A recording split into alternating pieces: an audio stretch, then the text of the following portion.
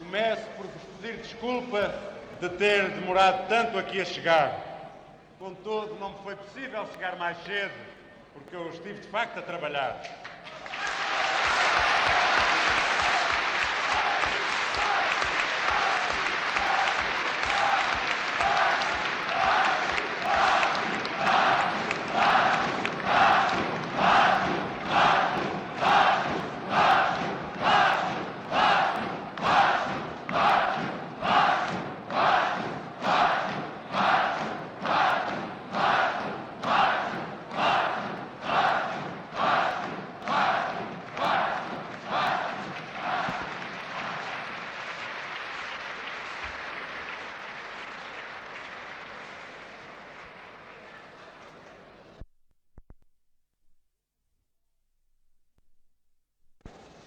E, em particular, toda esta rica experiência que eu ganhei nas últimas semanas, com as vicissitudes de constituição deste 5º Governo Provisório, análise da situação, etc.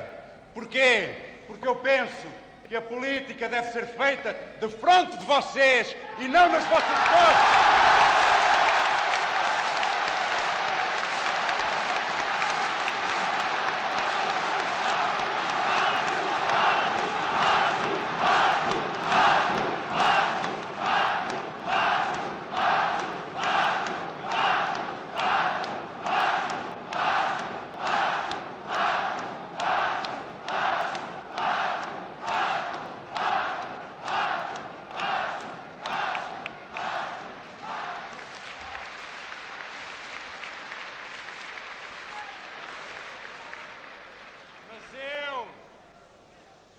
Mas eu contarei, em breve, ao povo português, para que saiba bem, para que seja bem lúcido, diversas peripécias, porque passamos, nós, os portugueses, a revolução nas últimas semanas.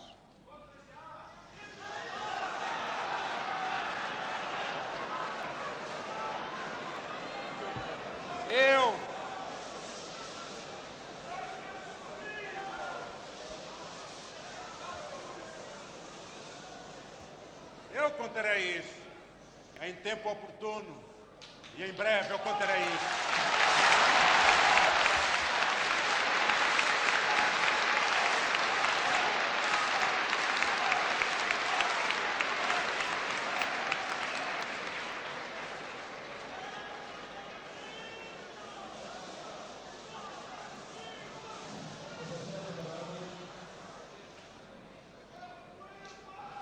Calma.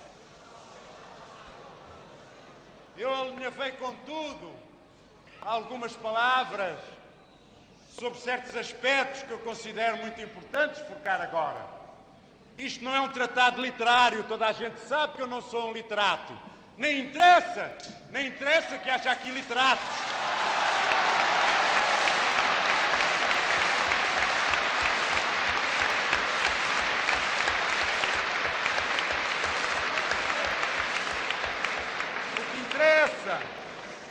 O que interessa é que haja homens transparentes, que digam a verdade ao povo, na linguagem que ele entende.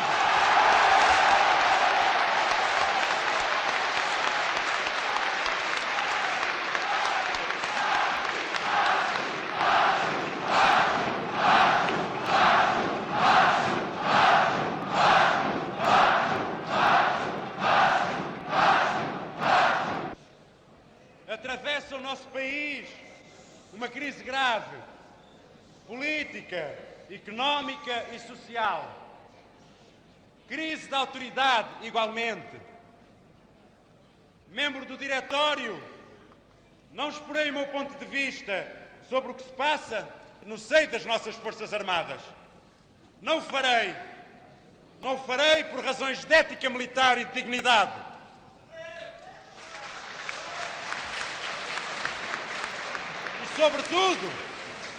E sobretudo, porque sou membro do movimento das Forças Armadas.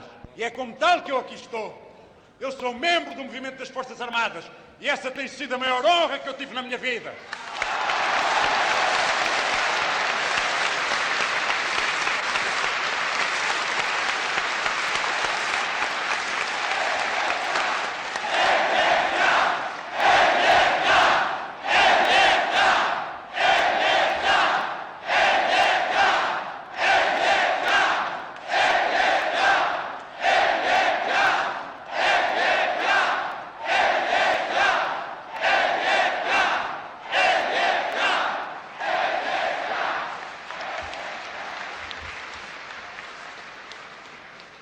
bocado comprido.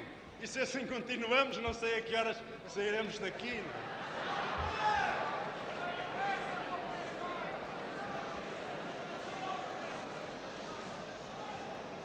Trata-se de uma questão de moral. É, portanto, uma questão de moral, já que, para mim, moral e política vão de par, não se podem dissociar.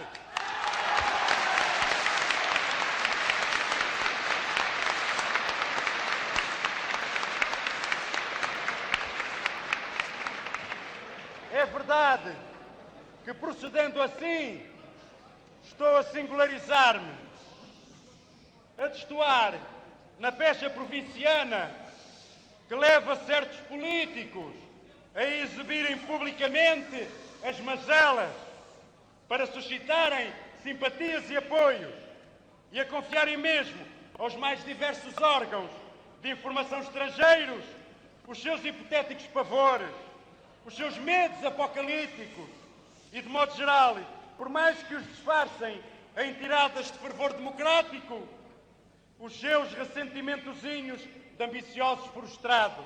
Enfim, essa...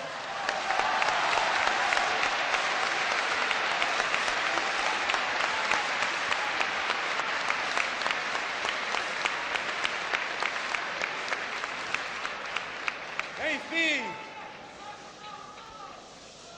essa gente é como é, e eu sou membro do movimento das Forças Armadas.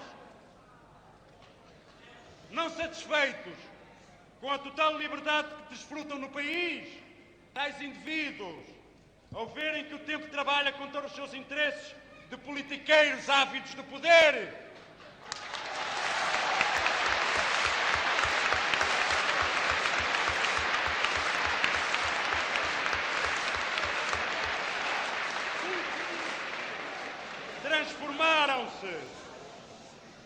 transformaram-se sem vergonha nos principais fornecedores das oficinas reacionárias que, em Portugal e no estrangeiro,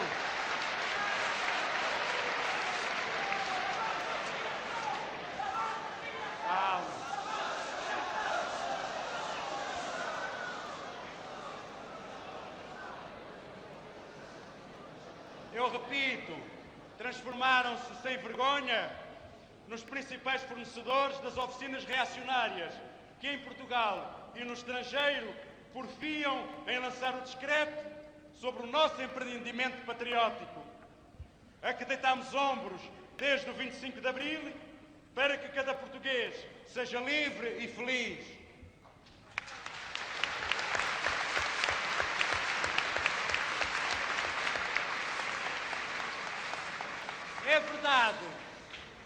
É verdade que em toda a nossa história houve sempre portugueses que, por espírito mesquinho de classe, estiveram de cócoras diante do estrangeiro, prontos a sacrificarem os interesses da pátria.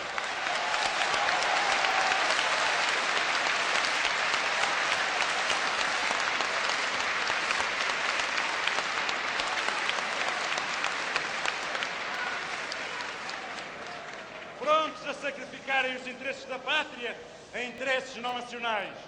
Todos nós conhecemos o nome de tais homens e execramo-los. Durante séculos e séculos, como bicho dentro da maçã, o Partido Castelhano corrompeu e desfibrou o país até levar ao opróbrio de 1580. Mais perto de nós foram os integralistas, ora de imitação francesa, ora de figurino germanófilo e nazi, que se entregaram à mesma tarefa. Hoje, erguem-se vozes a cantar loas à Europa, não à Europa dos trabalhadores, claro, mas à Europa dos monopólios e das sociedades multinacionais.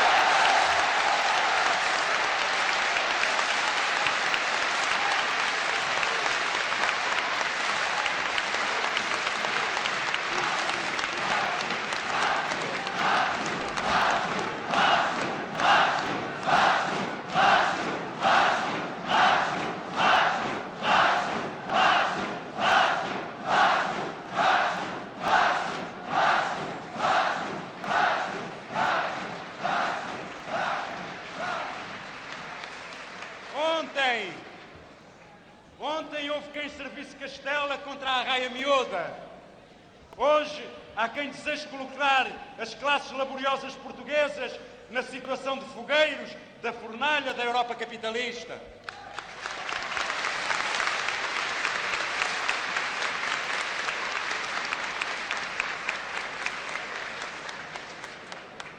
Desprovida de sensibilidade popular, essa gente não tem sequer a vibração nacional de escolher melhor os seus confidentes e os seus cúmplices. Fala à torto e à direito, espalha boatos, implora a intervenção estrangeira nos assuntos pátrios. E tudo isso pretendem eles, porque a nossa revolução está em perigo às mãos do gonçalvismo.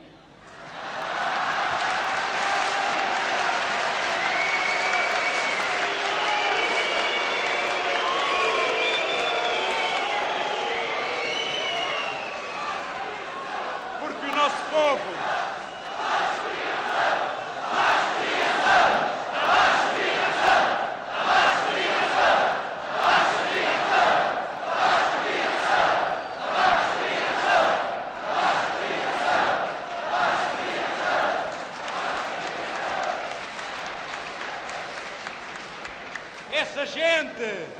Essa gente é o que é. E eu sou membro do movimento das Forças Armadas.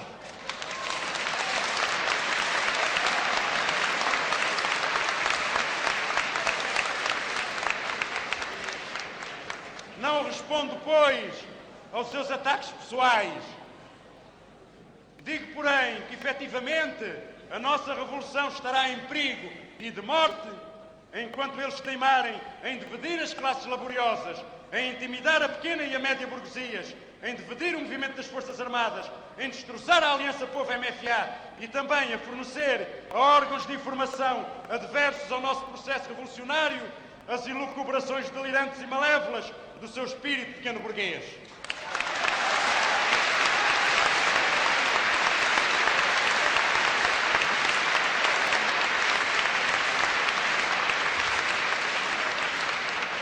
Sim, são eles que põem a pátria em perigo, eles que semeiam a discórdia, que suscitam progromos e autos de fé fascistas, que arrebanham e cobrem todos aqueles que, com culpas no cartório, tentam desesperadamente, raivosamente, travar uma derradeira batalha.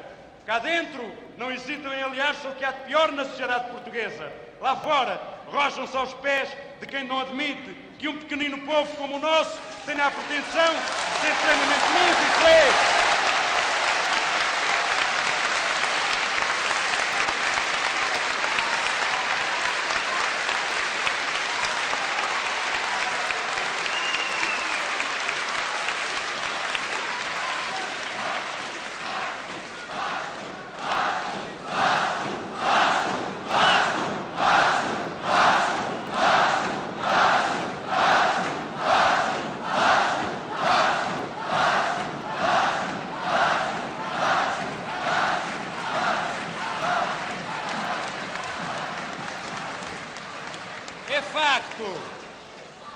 É facto que após 48 anos de fascismo, o comportamento deste género de indivíduos não nos surpreende sobremaneira, já que são um produto acabado de um regime que privou sucessivas gerações de qualquer educação cívica e patriótica.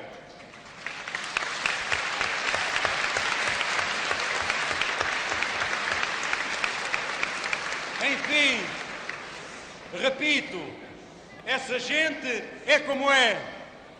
E é porque ela é como é que cada cidadão português, verdadeiramente empenhado no nosso processo revolucionário, tem o dever absoluto de dar mostras das mais altas qualidades morais.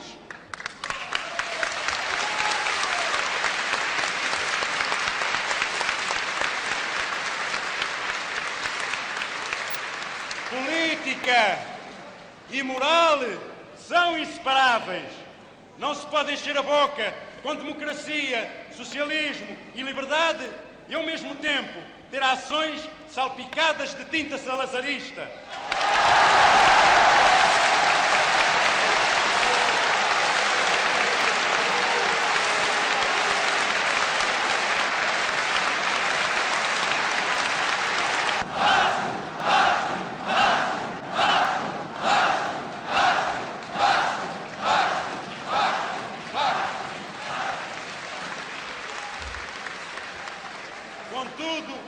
que isso significa de falta de caráter, de grosseria e de arrogância. E isso nada tem a ver com o modo de vida que queremos estabelecer e ver desabrochar em Portugal. Isso nada tem a ver com o socialismo. O socialismo que queremos consiste também na possibilidade de cada cidadão de ser um homem de qualidade, de ser um homem de lisura, um homem limpo, um homem íntegro, um homem transparente.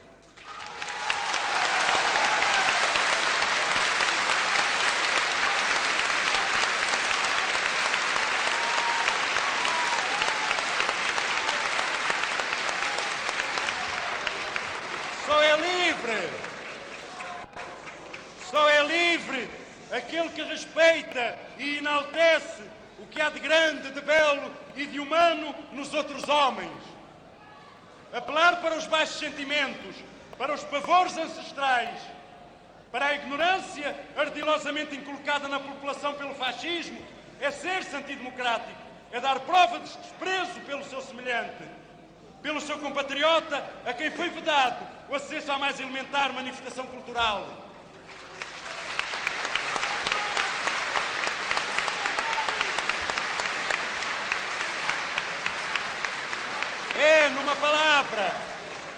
É, numa palavra, um procedimento de cariz fascista, já que foi abusando da ignorância do povo português que o salazarismo e o caetanismo se mantiveram autoritariamente no poder por tão largos anos.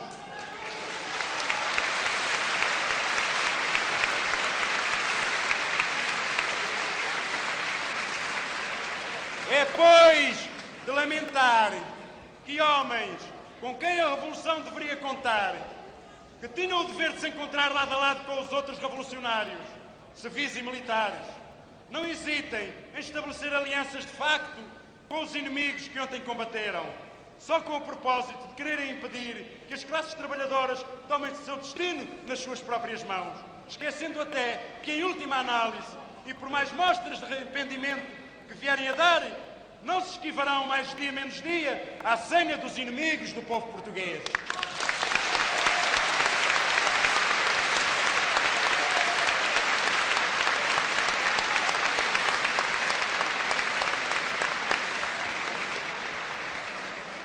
Mantendo-me fiel ao princípio de deixar que sejam os outros a cometer as más ações, e também porque sei que, através da minha pessoa, é o movimento das Forças Armadas que eles pretendem atingir, não responderei jamais aos autores dos insultos do que sou alvo.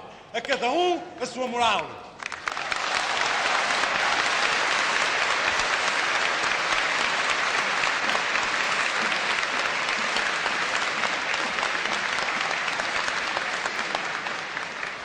No dia em que se escrever a história destes últimos 15 meses, e se trouxer a lume as traças e as manhas de alguns dos seus atores e figurantes, uns cujo nome anda nas gazetas nacionais e estrangeiras como paladinos da Revolução e da Liberdade, outros conspirando nos corredores e nos cantos de sombra, outros conspirando nos corredores e nos cantos de sombra, haverá de certo quem fique surpreendido. No entanto, para a grande maioria do nosso povo, a quem não se pode enganar eternamente a boa fé, as revelações que se fizerem não serão mais do que a confirmação daquilo que eles já há muito suspeitam.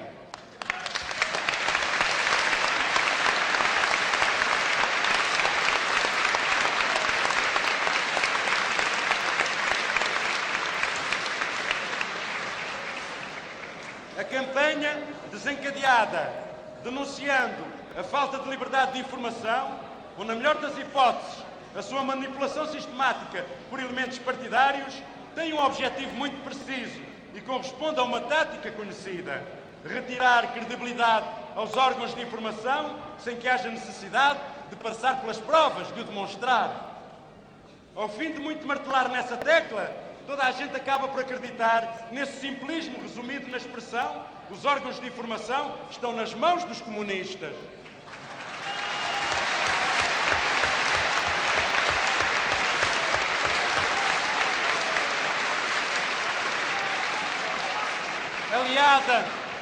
Aliada a essa campanha, há outra complementar, e que consiste em fazer crer que, precisamente por isso, ou seja, precisamente porque controlada pelos comunistas em conluio com o governo, em conluio comigo,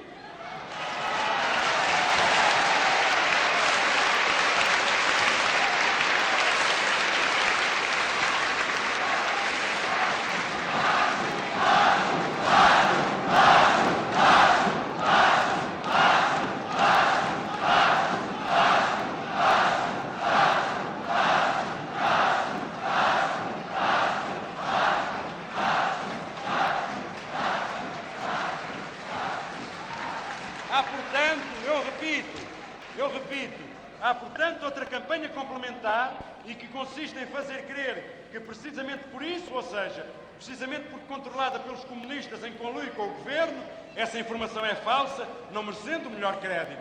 Altos responsáveis chegaram a afirmar que tinham necessidade de recorrer aos órgãos estrangeiros para saber o que se passava em Portugal.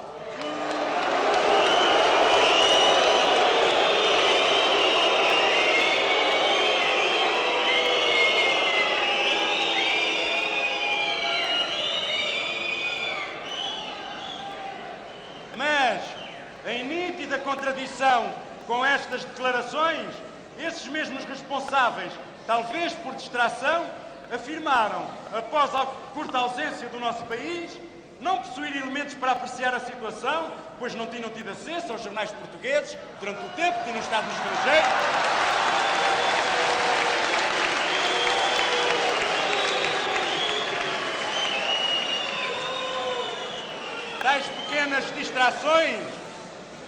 Tais pequenas distrações passam, porém, despercebidas à maioria menos atenta.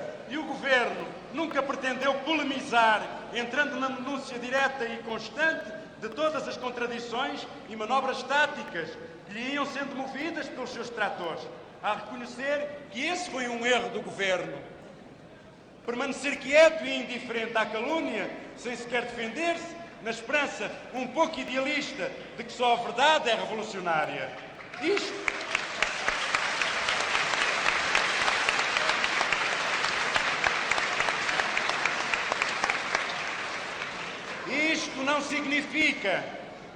Isto não significa que mudemos agora de opinião, mas achamos que, para além do caráter revolucionário da verdade, não podemos ignorar que a mentira é uma das grandes armas da contra-revolução, sendo nosso dever combatê-la incansavelmente.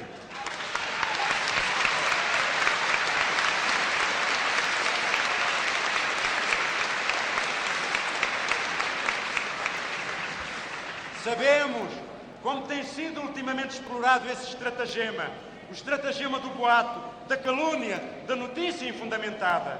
A princípio, certos jornais manejavam tais armas com subtileza, através da insinuação, das alusões, da manipulação velada. Atualmente, a tática aparece aberta e desbragadamente. A linguagem insultuosa, o culto do esgar grosseiro, o recurso irresponsável ao boato e mesmo à mentira mostram à evidência que a libertinagem impera em certa imprensa, da forma mais impune e irresponsável, atropelando constantemente a lei da imprensa, talvez pela certeza que depositam na inoperância da nossa máquina judicial para a fazer cumprir.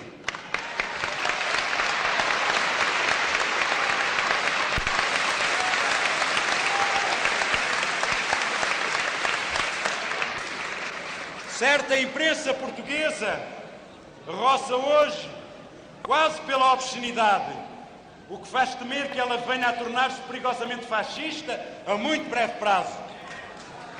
Os métodos são, pelo menos, muito semelhantes. Ao argumento sereno, prefere-se o insulto dirigido. À crítica fundamentada, substitui-se o sarcasmo ridicularizador. A guerrilha verbal, a intimidação psicológica, técnicas estas muito do agrado das estratégias que apelam mais para o instinto do que para a razão. Sim, em rigor, não podemos dizer que haja liberdade de informação em Portugal, mas o importante a acentuar é que essa falta de liberdade que lamentamos não é a mesma falta de liberdade que os nossos detratores apontam.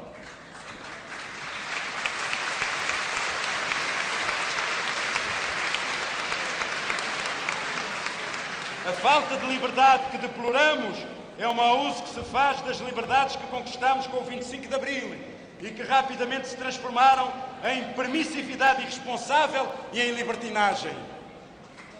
Porque não devemos esquecer, a liberdade não é de forma alguma um direito fácil.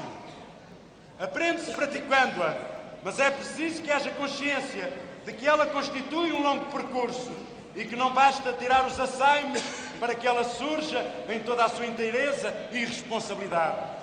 Entenda-se que liberdade não deverá ser definida em termos apenas negativos, ou seja, como a ausência de restrições. A liberdade é isso, mas não é só isso. Se fosse só isso, rapidamente degeneraria no ato gratuito, na obediência aos impulsos mais imediatos.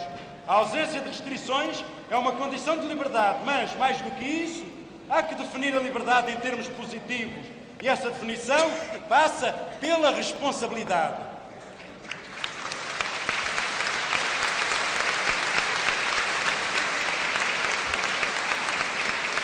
Ora, uma liberdade que exija como contrapartida a responsabilidade é o que não existe atualmente entre nós. E é essa situação que se procura manter com a tal tática de insistir na acusação de que a informação não é livre. Numa palavra, afirma-se que a imprensa não é livre para lhe tirar credibilidade e, simultaneamente, para garantir a libertinagem irresponsável dos setores da informação que, objetivamente, servem o fascismo. A tática é subtil e tem dado os seus frutos.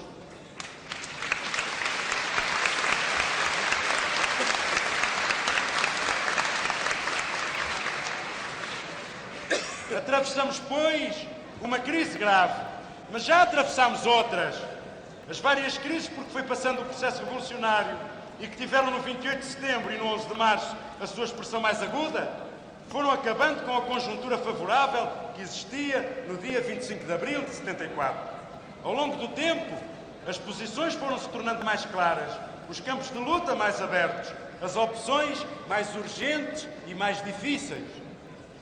E a Revolução entrou no seu momento decisivo quando, depois de se ter definido como socialista, pôs claramente a questão central de qualquer revolução socialista, a do acesso progressivo ao poder pelos trabalhadores.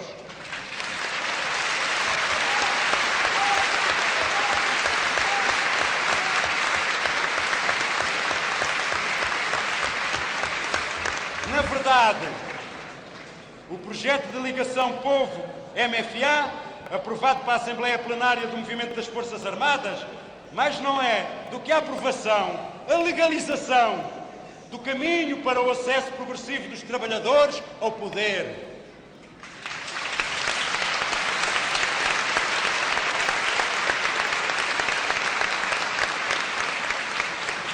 Chegou, enfim, a hora da verdade da Revolução Portuguesa.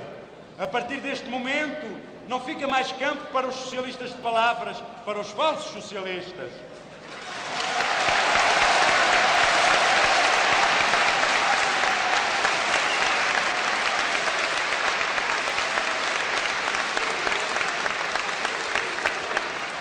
É bom.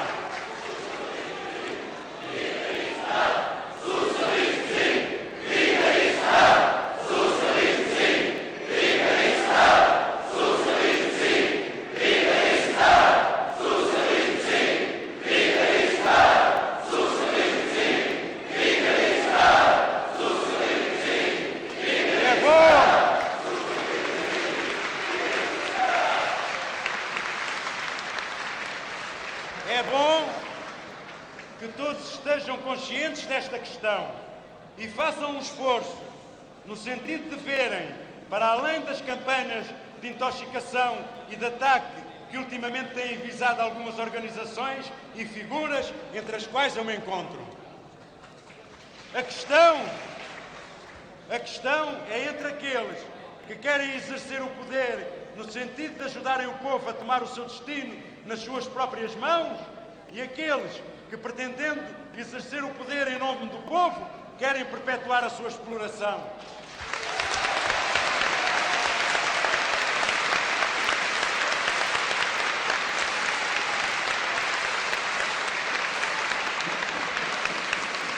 A questão é entre aqueles que querem... Perdão, desculpem. A questão coloca-se entre os que são socialistas nos atos e os que são socialistas nas palavras.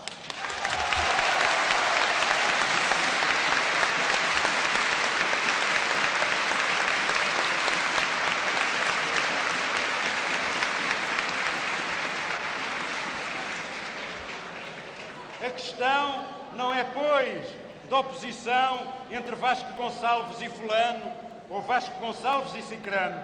Não se trata, pois, de um problema de individualidades. A questão, repito, não é esta. A questão é mais profunda. Só se pode pôr no campo da luta de classes, no campo da opção de classe. Pondo as coisas claramente, há quem, pertencendo originariamente à burguesia, esteja disposto a pôr em causa todos os seus privilégios e os privilégios da classe a que pertence e pôr-se ao serviço dos interesses das classes trabalhadoras.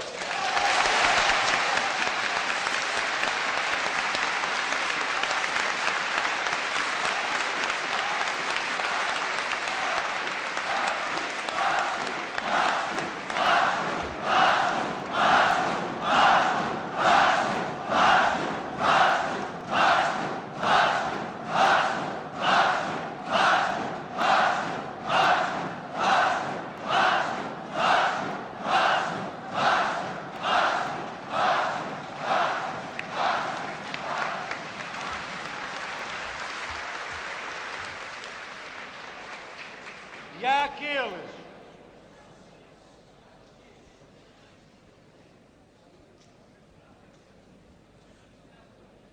desculpem, mas eu não estou muito habituado a ler papéis, de maneira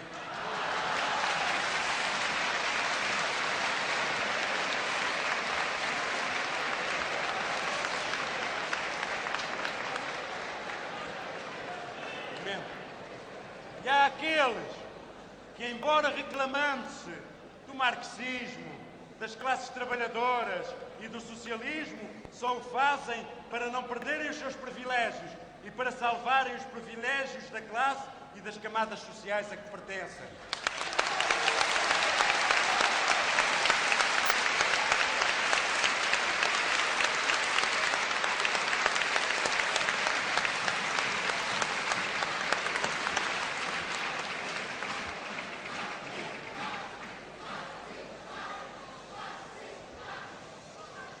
A pequena e certas camadas da média burguesia não devem temer o acesso progressivo dos trabalhadores ao poder, através da via da transição para o socialismo, no decorrer da qual poderão exercer a sua atividade e em que serão progressivamente estabelecidas as relações de produção socialistas.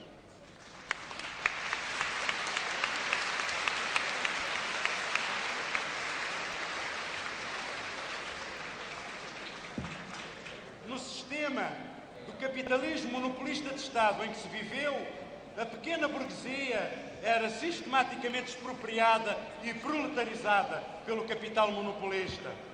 A sua sobrevivência era uma questão de tempo.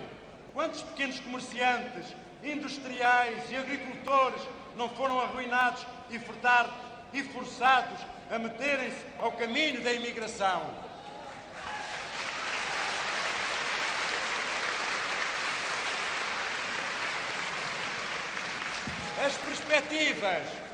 As perspectivas que se abrem hoje à pequena burguesia e a setores da média burguesia são outras. A de, por uma via pacífica, ascenderem progressivamente à sociedade sem classes, na qual gozarão exatamente dos mesmos direitos que o resto da população.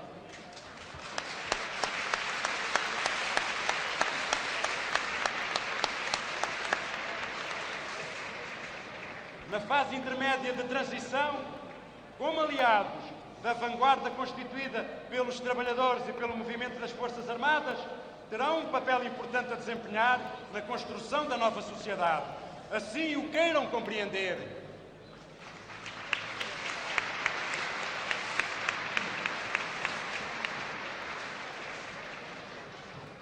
É perante este panorama que o quinto governo provisório foi formado e entrou em funções. E foi perante um golpe de baixa política, o documento dos 9, que iniciou a sua ação.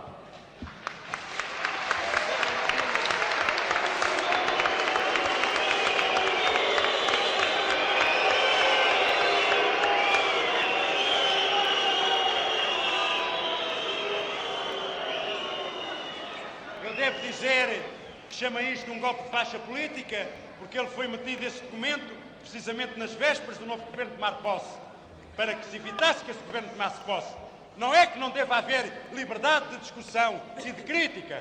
Toda essa liberdade, eu sou o primeiro defensor dela. A crítica e a autocrítica devem-se exercer amplamente. Mas agora, meter documentos com determinadas finalidades, quando o país está na crise em que se encontra, isso é que é baixa política.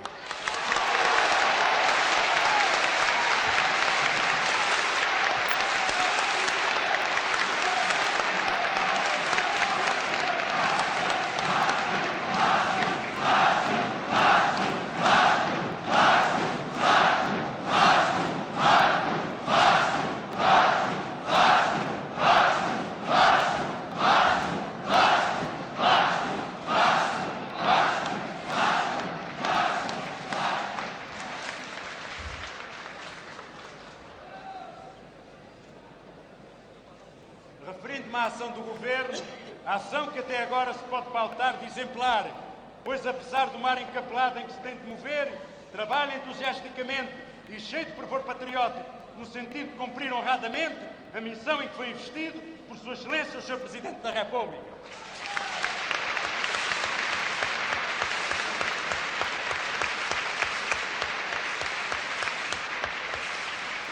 Eu devo aqui afirmar que vós hoje tendes um governo de grandes patriotas, de grandes lutadores, de autênticos revolucionários. Um governo coeso como nunca tivemos nenhum depois do 25 de Abril.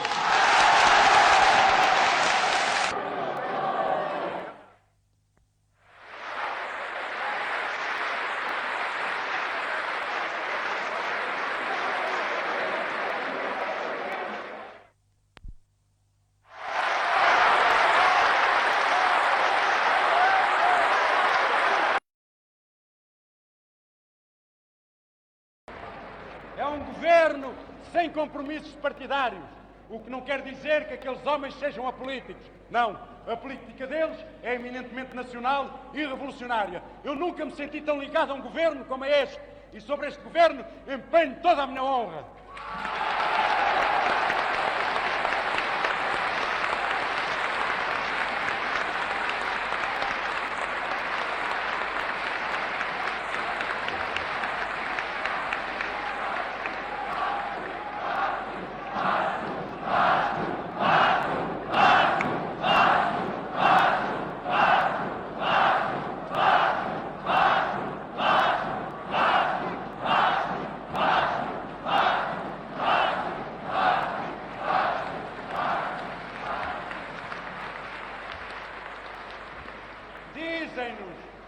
Dizem-nos que este governo tem pouca credibilidade, tem pouca base de apoio, tem uma base de apoio muito restrita. Eu devo dizer aqui o seguinte: não há nenhuma revolução que numa determinada fase da sua história não tenha tido uma base de apoio restrita, pois é precisamente nesses momentos que é preciso um governo forte e com autoridade. E é preciso dar essa autoridade a este governo.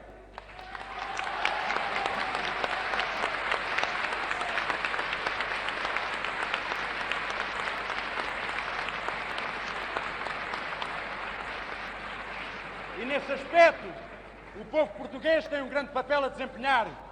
É mostrar se está contra ou se está a favor deste governo. Os patriotas, os progressistas, os democratas devem demonstrar se de facto isto é um governo que tem a sua confiança ou não é um governo que não tem a sua confiança.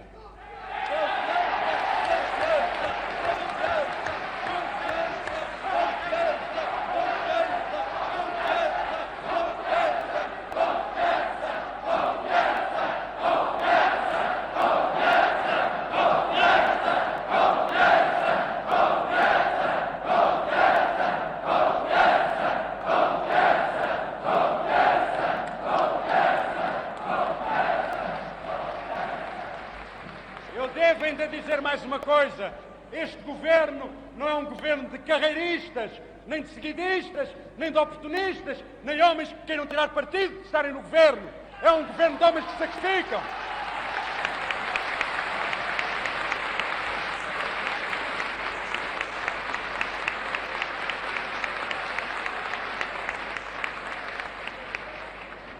Mas É claro que para a atuação do Governo é necessária a existência de um poder forte e, neste momento, esse poder e autoridade só as Forças Armadas o podem dar. Sem a satisfação desta condição, o 5º Governo Provisório não funcionará e também não funcionará qualquer outro governo, chamem-lhe provisório ou de salvação nacional, tenha como Primeiro-Ministro quem tiver. Chegou o momento em que os revolucionários, estejam onde estiverem, têm de assumir as suas responsabilidades perante o povo e as classes trabalhadoras do nosso país.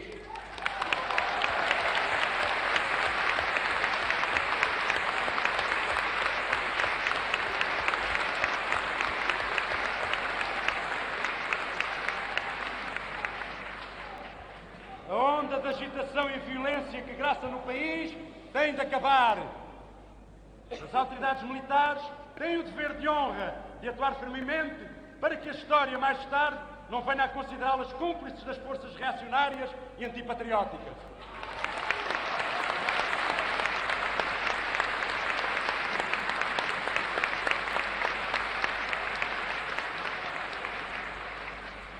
Só garantida a ordem se pode salvaguardar a integridade física dos cidadãos, a propriedade individual, os mais elementares direitos que foram restituídos a cada um de nós no 25 de Abril.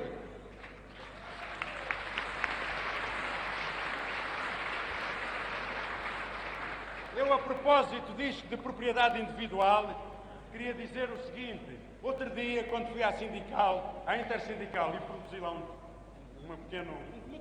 discurso, a certa altura, eu falei na propriedade privada e não acrescentei a propriedade privada dos meios de produção. É claro que houve logo vários pasquins desses tais libertinos da informação, que eu não tenho nome nenhum de acusar, é o Jornal Novo, o Expresso, o Tempo.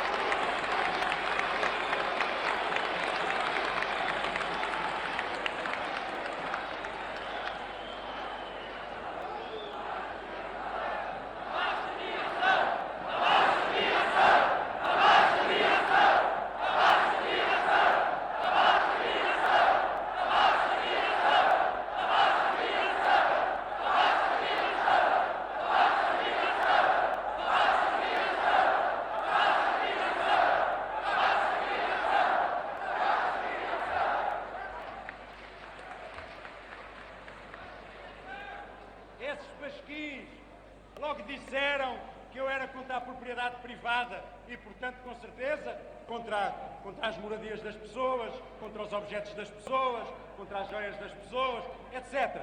Mas agora, isso é que está, por exemplo, um exemplo da tal libertinagem e de como se engana o povo. E eu pergunto, que confiança pode ter o povo em jornais deste tipo?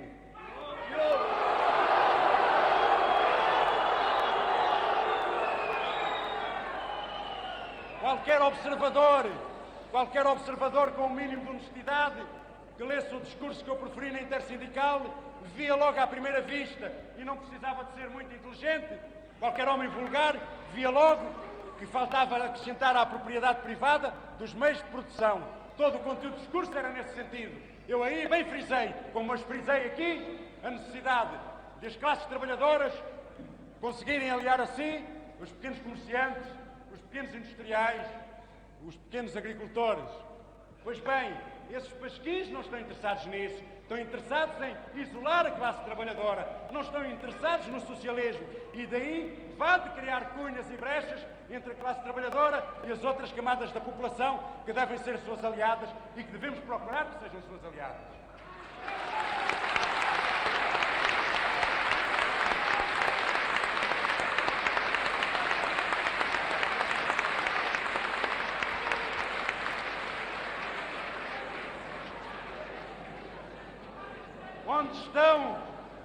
Onde estão as liberdades e garantias individuais fundamentais que nos propusemos restituir ao povo português? Onde estão a liberdade de associação, de reunião, quando permitimos que sede de partidos políticos, organizações cívicas, sejam assaltados impunemente sem os autores desses crimes serem castigados? Há uma situação muito semelhante entre a implantação do nazismo na Alemanha e a que se vive agora em Portugal. Na Alemanha era o antissemitismo que explorava os mais baixos sentimentos do povo. Aqui é o anticomunismo, que durante decénios foi a arma de agitação de que se serviram os fascistas para manter o povo no obscurantismo e na ignorância.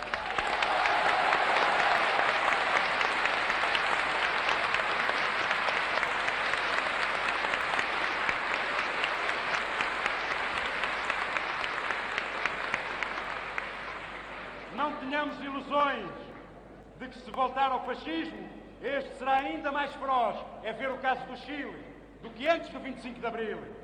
Teremos mais ferozes do que antes uma PIDE, uma censura, a exploração das classes laboriosas e dos pequenos comerciantes, industriais e agricultores.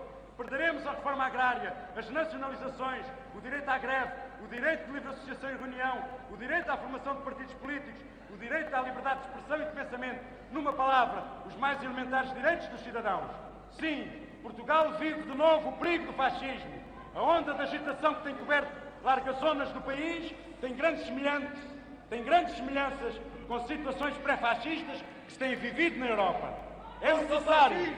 Morte ao fascismo! Morte ao fascismo! Morte ao fascismo! Morte ao fascismo! É necessário que todos os portugueses democratas, progressistas e patrióticas tenham bem consciência dos perigos que atravessamos e que se unam na defesa das conquistas alcançadas depois do 25 de Abril.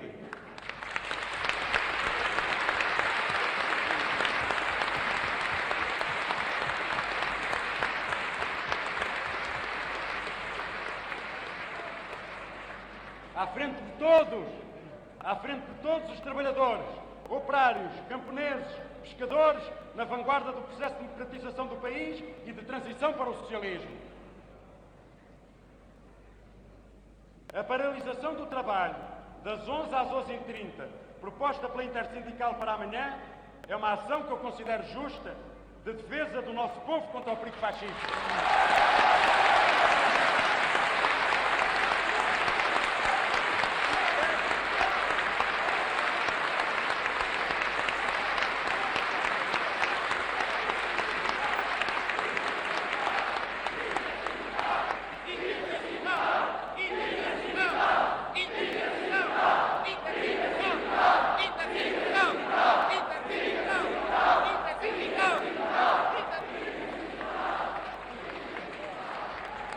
Eu quero aqui afirmar com veemência que considero isso uma ação de paz e não uma ação de guerra. É uma ação de paz. Desejo também afirmar que é uma ação de unidade e não uma ação de divisão, porque é antes do perigo estar sobre nós que nós devemos lutar contra ele.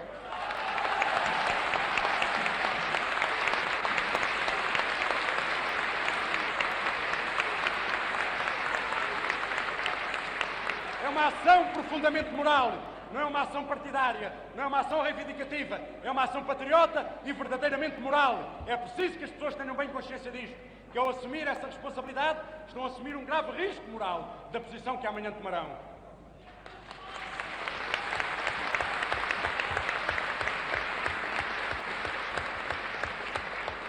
Os trabalhadores portugueses devem alertar e mobilizar o país com a sua ação, unidos, coesos, conscientes dos seus deveres para com os seus compatriotas.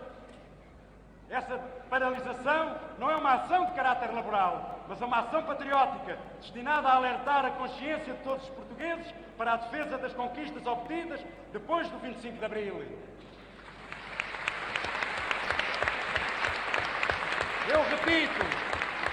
Eu repito, entre outras, algumas dessas conquistas obtidas.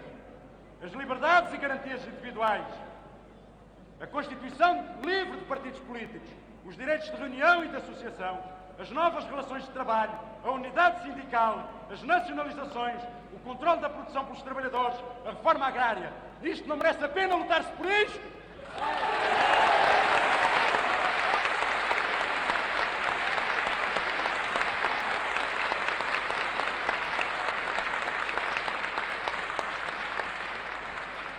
Os trabalhadores dão um alto exemplo de consciência cívica e de unidade, mostrando ao seu povo o caminho da luta firme, tenaz, cotidiana pela liberdade e pela democracia. Eu desejaria dizer o seguinte: durante essa paralisação, os trabalhadores que a ela aderirem devem-se obstinar em esclarecer os seus camaradas, em explicar os motivos dessa paralisação, em promover a unidade dos trabalhadores e não a sua divisão. Não devem ser sectários, não devem ter pouca paciência para quem não aderir, mas explicar-lhes, fazer-lhes compreender o que está em risco, os altos valores nacionais, a independência da nossa pátria, a consolidação das conquistas alcançadas que estão em risco. E é muito mais fácil parar durante meia hora o trabalho do que amanhã ter de defender, com o risco do próprio sangue, com a própria vida, as conquistas revolucionárias.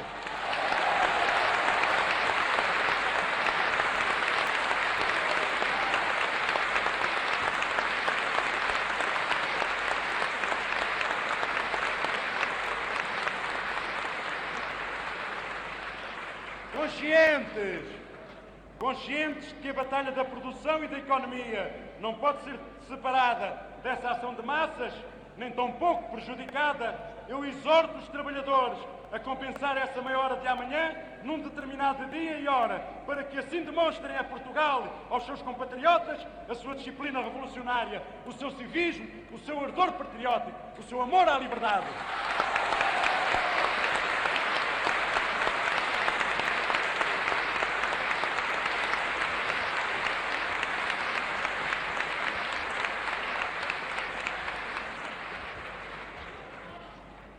Desejaria agora falar sobre a Igreja e peço a todos os camaradas a melhor compreensão deste assunto. Sempre tenho combatido o anticlericalismo. O Sr. Cardeal Patriarca de Lisboa sabe-o bem, pelas conversas que tem tido comigo. Reconhecemos que temos cometido alguns erros em certas campanhas de dinamização cultural, por exemplo, e a decisão de não entregar a Rádio Renascença ao Patriarcado foi, quanto a mim, um erro grave. Contudo, os erros que cometemos não justificam de modo nenhum a campanha que determinados membros da Igreja e dos mais eminentes têm ultimamente desenvolvido. Nós pensamos que a Igreja, pela sua missão evangélica, deve ser uma aliada da Revolução Democrática e Socialista Portuguesa, que só pretende acabar com a exploração do homem pelo homem.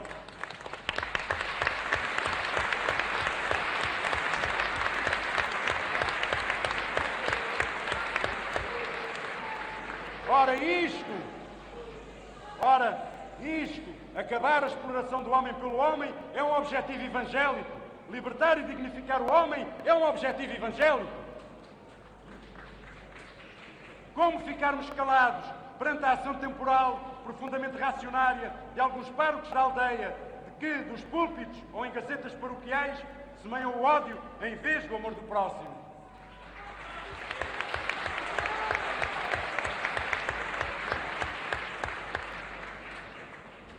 Quando foi da formação do 5º Governo Provisório, eu procurei que 2 padres fizessem parte do mesmo governo.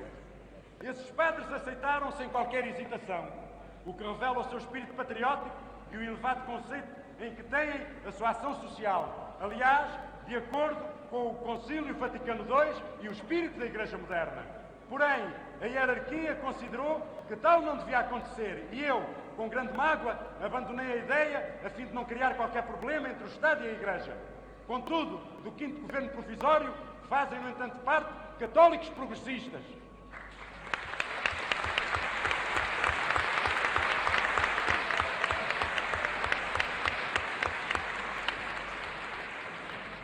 Exorto daqui os católicos progressistas, amigos da sua pátria e do seu povo, que participem ativamente na obra de reconstrução nacional a que deitámos ombros. O país que queremos é um país para todos os portugueses, tanto para os crentes como para os ateus. É para todos.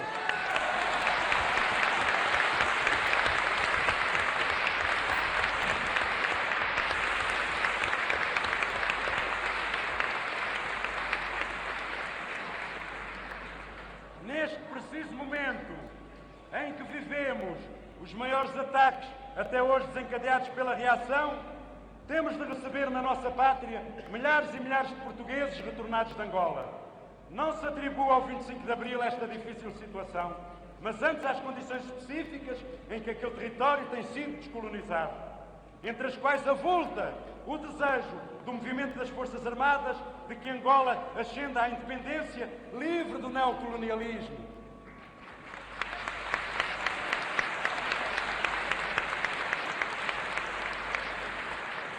Não foi possível às autoridades portuguesas evitar a presente situação em Angola, na qual poderão ter a menor parcela de culpa. As causas profundas desta situação mergulham na guerra colonial, nos interesses em jogo exteriores à Angola e nas próprias condições de desenvolvimento dos movimentos políticos angolanos. É necessário que haja um amplo movimento de solidariedade nacional encabeçado pelos sindicatos e forças políticas e cívicas progressistas no sentido de absorver esses milhares de compatriotas que se prevê que retornem. O patriotismo e a solidariedade devem dar-se os braços com esses homens e mulheres que, na sua maioria, também foram vítimas do fascismo.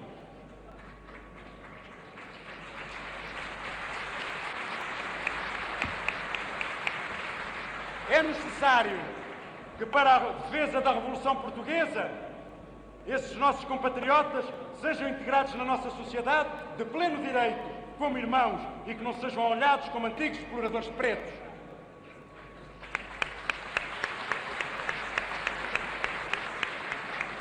É verdade que alguns o eram, mas o traço dominante desses portugueses é o de seres humanos que perderam a maior parte dos seus haveres e do produto do seu trabalho.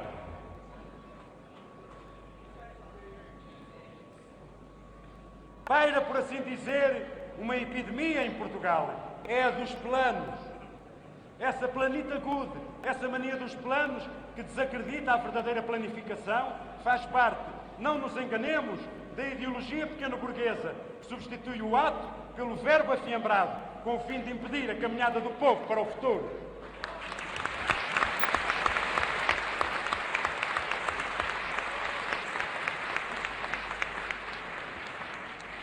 Isto não significa que não deva haver planos.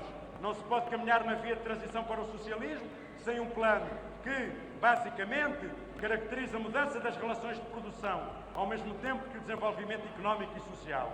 De resto, quando foi aberta a crise do quarto governo, esse plano estava justamente a ser estudado, tendo o seu calendário de elaboração sido aprovado por esse mesmo quarto governo. As alterações estruturais da nossa economia, ou seja, alterações nas relações de produção e a progressão da intervenção do Estado na atividade económica tiveram como causas, por um lado, a necessidade de estabilizar a economia, de evitar a sua estagnação e recuo em face da quebra da iniciativa privada e da deliberada sabotagem por parte do capital monopolista e latifundiário, mas, por outro, o movimento das massas trabalhadoras no sentido de se libertarem da exploração capitalista. Assim, isto é muito importante.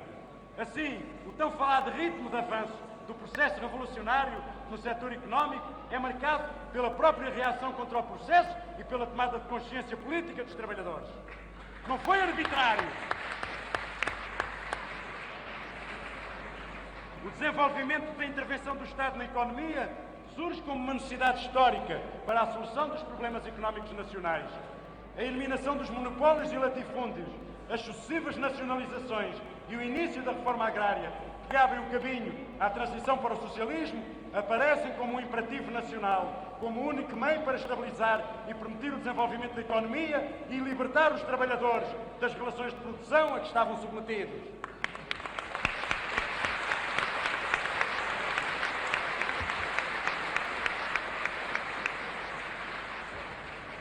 Como já por várias vezes afirmei, isto não significa a eliminação da iniciativa privada, cujo concurso também é necessário para a consolidação da economia. Por isso mesmo, se fala de uma via de transição para o socialismo, durante a qual coexistirão o setor público e o setor privado, sendo este progressivamente absorvido pelo setor público, de acordo com condições que muito brevemente serão estabelecidas na sua generalidade e que garantirão os legítimos interesses dos capitais privados que patrioticamente se colocarem ao serviço da Revolução.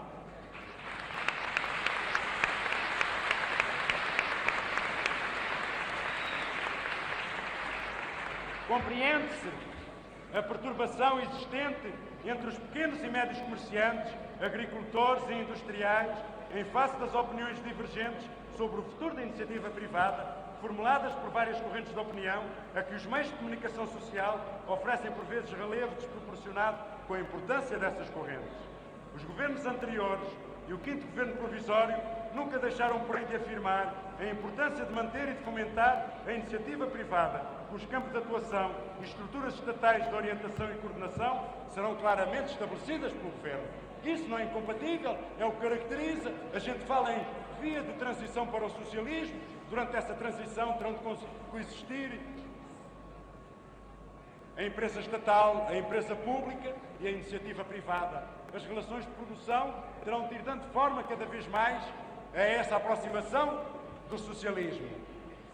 Mas isto não quer dizer que a iniciativa privada não caiba também no nosso esquema. Aliás, ela é necessária para o desenvolvimento do nosso esquema.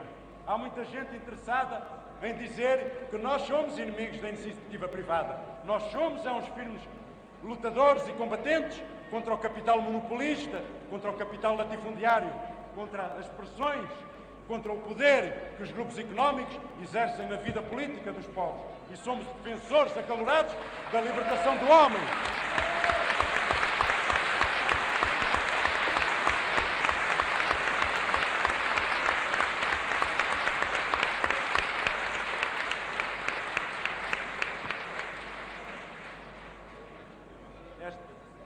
Só na medida em que dispusermos de um Estado democrático e forte, poderemos impor o ritmo mais adequado à revolução. Mais uma vez, portanto, se põe a questão do exercício de uma autoridade democrática que faça cumprir as leis democráticas e que dê condições ao governo que permitam clarificar a situação económica, as relações laborais, etc.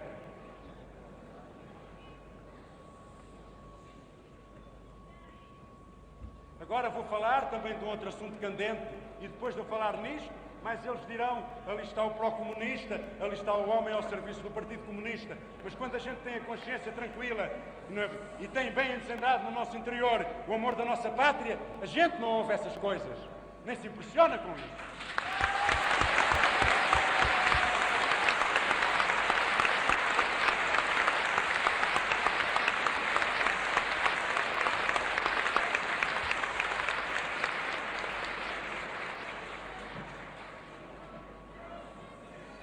Na campanha de intoxicação da opinião pública a que assistimos, fala-se muito de que os lugares-chave da administração central e local estão ocupados por individualidades do PC, do MDP e de outros partidos políticos de esquerda, em detrimento do PS, do PPD ou do CDS.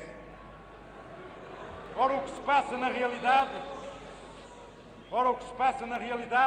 desmente de maneira absoluta as atrolardas de tal campanha. É conhecido como, logo a seguir ao 25 de Abril, muitas autarquias locais passaram a ser geridas por pessoas daqueles partidos de esquerda, incluindo elementos do Partido Socialista, que se encontravam ainda ligados aos outros partidos antifascistas no seio do movimento democrático português.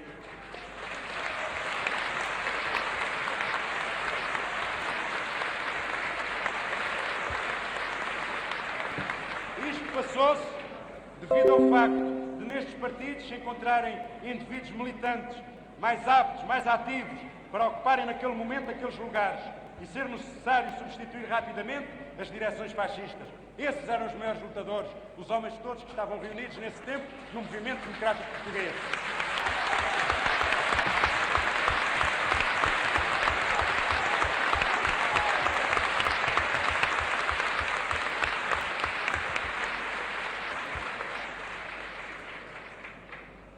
O mesmo não podia passar-se ao nível da administração central, onde só algumas individualidades mais comprometidas com o regime anterior foram afastadas. Poderá dizer-se que nos lugares de dirigentes deixados vagos pelo saneamento e nos lugares novos que foram criados foram colocadas só individualidades daqueles partidos atrás referidos? Bastará olharmos para a composição desses quadros dirigentes nos diversos ministérios para verificarmos que neles se encontram individualidades das mais diversas tendências políticas. O mesmo se passa nos quadros dirigentes das empresas públicas e nacionalizadas.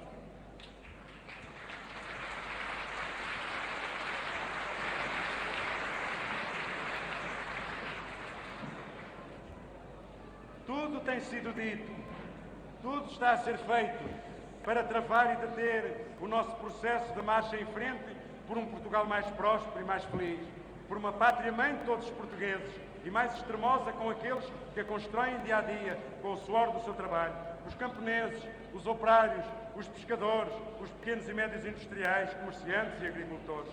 A este processo chamamos nós processo revolucionário de transição para o socialismo, porque na realidade se trata de revolucionar o modo de vida baseado na exploração de todos os produtores, porque se trata de pôr fim ao despotismo de meia dúzia de ricaços, para que os milhões de trabalhadores sejam, enfim, prósperos, livres e felizes.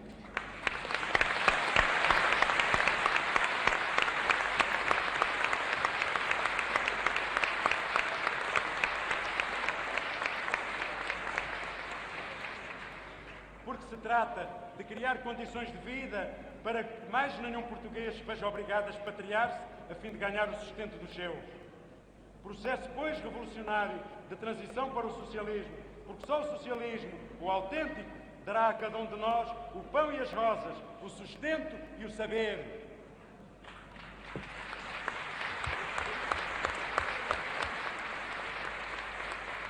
Não se trata, portanto, de um socialismo tal como o apregoam aqueles para quem o 25 de Abril deveria tão somente ser um render da guarda, uma substituição dos gerentes fascistas dos monopólios e latifúndios por uma nova geração de gerentes democráticos, e, se necessário, com tintas socializantes dos mesmos monopólios e latifúndios.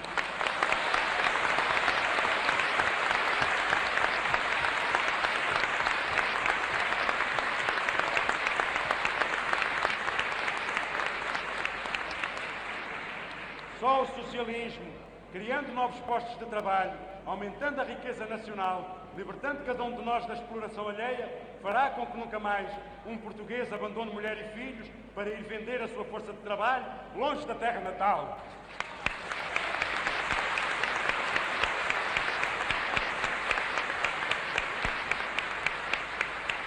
Por isso, e aproveitando a presença na nossa pátria de milhares de compatriotas que vieram passar um mês de merecidas férias, quero afirmar solenemente, e mais uma vez, mais será do que tantas vezes, quero afirmar solenemente que os seus bens, o produto do seu trabalho, são sagrados.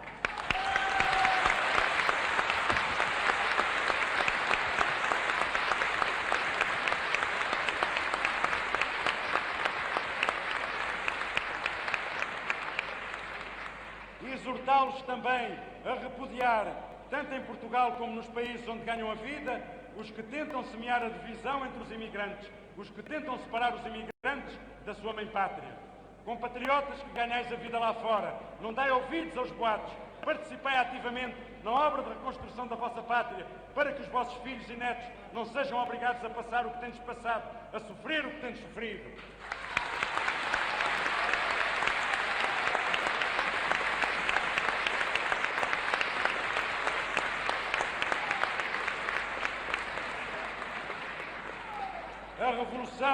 A nossa revolução é do povo português.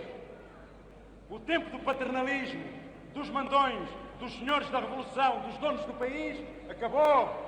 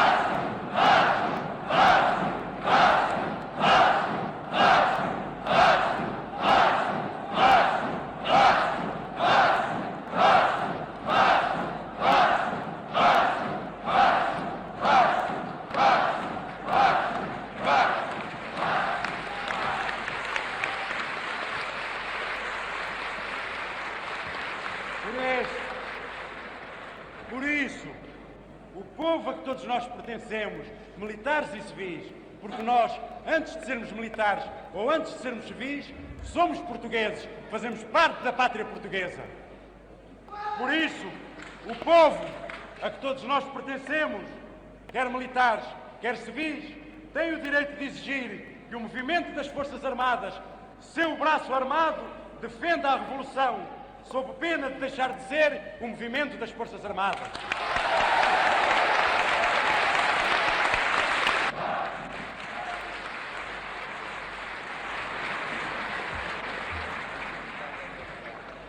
A Revolução não é de ninguém, porque é de todos. Por isso, agora que o fascismo, mercê das nossas hesitações, ambiguidades e querelas subalternas, eu quando aqui refiro nossas, é entre todos os portugueses.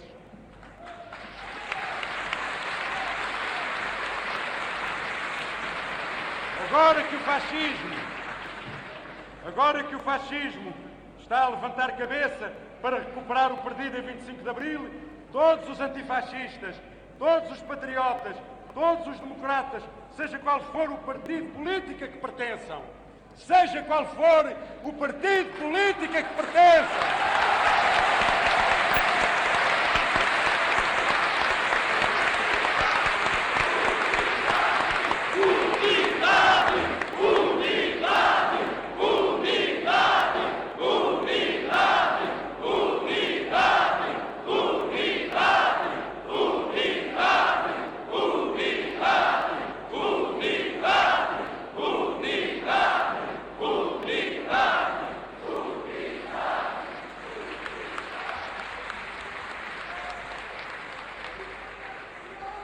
seja qual for o partido político a que pertençam, porque nós defendemos na prática o pluripartidarismo.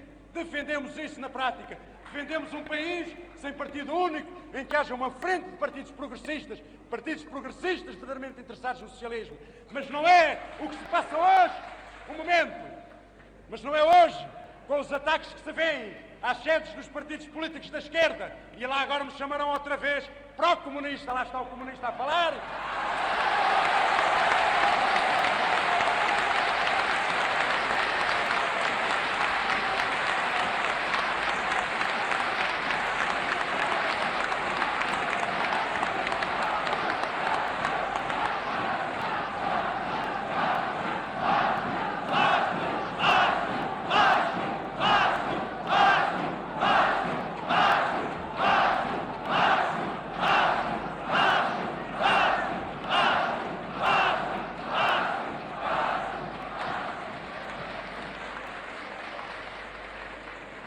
Desenvolvendo atividades que levaram ao desencadeamento destas ações que nós vemos da reação e do fascismo, que levaram ao assalto e ao incêndio dos partidos políticos da esquerda, e eu chamo os dois pelos nomes, do Partido Comunista Português, não é desenvolvendo ações desse tipo que se defende o pluripartidarismo. Assim é que se defende o Partido Único.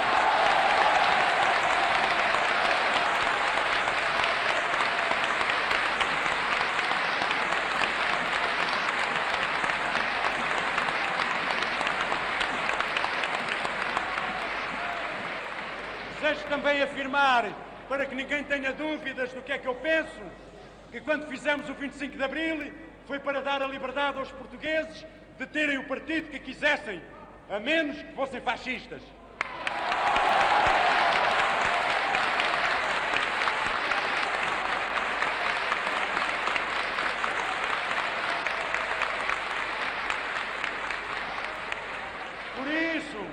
Por isso eu repito, agora que a Revolução está em perigo e que o fascismo está a levantar cabeça para recuperar o perdido o que perdeu depois do 25 de Abril, todos os antifascistas, todos os patriotas, todos os democratas, seja qual for o partido a que pertençam, seja qual for o seu credo, seja qual for a sua religião, sejam quais foram as suas ideias, desde que sejam sinceramente democratas e patrióticas, devem unir-se numa frente de defesa das liberdades democráticas inabalável e indestrutível.